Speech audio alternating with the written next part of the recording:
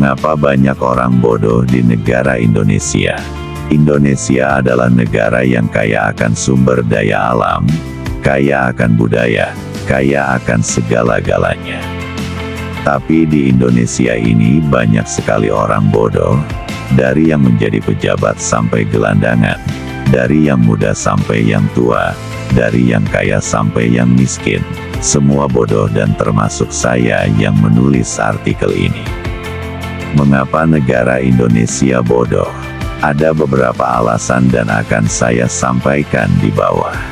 1. Indonesia dijajah dari zaman Brahola, dahulu kala, oleh bangsa kolonial sampai berabad-abad tapi tidak ada perlawanan sampai akhirnya merdeka tahun 1945. Banyak sekali hasil-hasil alam yang kita punya diperas, bahkan harga diri bangsa dirampas. Bodoh atau tidak? 2. Zamannya persiapan kemerdekaan adalah zaman di mana negara ini bersatu. Setelah itu dan sampai sekarang tidak lagi bersatu seperti dahulu. Terlalu banyak manusia bodoh di Indonesia yang bersifat licik. Ada paham komunis yang hampir memporak-porandakan negeri kita. Ada yang mengkudeta demi kekuasaan yang kekal sampai tua, dan semua itu mempunyai tujuan yakni keduniawian. 3. Korupsi telah menjadi budaya bodoh orang Indonesia. Dahulu dibiarkan karena mahkotanya juga. Sekarang, dari akar sampai bunga korupsi, dari anak SD sampai S3 korupsi, hingga lulus dan menjadi pejabat atau pengusaha juga korupsi. Budaya bodoh korupsi memang telah mendarah daging dan akan sulit dihilangkan, terkecuali ada rekonstruksi negara yang valid dan dapat diterima masyarakat. Ketidakadilan inilah yang mengawali budaya korupsi. 4. Hukum carut-marut, yang kaya bisa duduk, yang miskin dapat kentut. Beginilah situasi hukum di Indonesia, dan ini juga termasuk kebodohan yang dimiliki negara kita. Perlu pembaca ketahui Indonesia bukanlah negara yang hanya dikuasai orang kaya, tapi juga kami, rakyat Indonesia, yang perlu asupan gizi untuk segera menghilangkan kebodohan kami. Tapi kenyataannya sirna. 5. Budaya yang beraneka ragam, dari Sabang sampai Merauke. Sangat banyak budaya kita, tapi sekarang, lihatlah di sekeliling Anda wahai pembaca yang mulia. Bahkan Anda sendiri yang merasa bahwa Anda bodoh telah menyia-nyiakan budaya asli negeri sendiri. 6.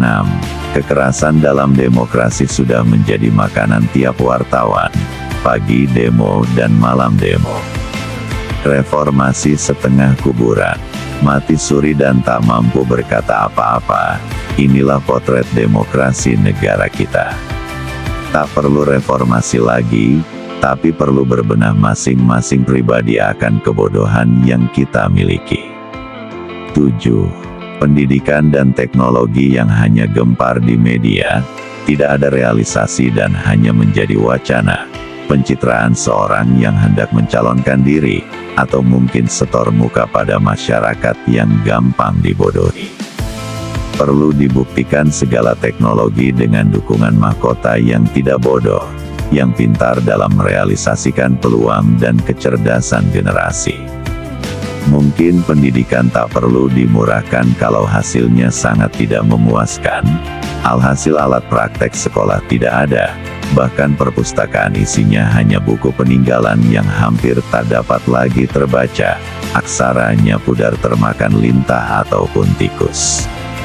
Kalaupun ada, itu bisa jadi isinya tak pas dengan apa yang harus diajarkan pada anak usia dini, dan ada modus untuk membodohi. 8. Etika yang dimiliki masyarakat kian hari kian surut. Sesama siswa sekolah ya tawuran, sesama pejabat ya saling jorok-jorogan, sikut kanan sikut kiri. Ini sifat iri yang bisa menghilangkan budaya Indonesia akan kepribadian yang baik, mempunyai kredibilitas.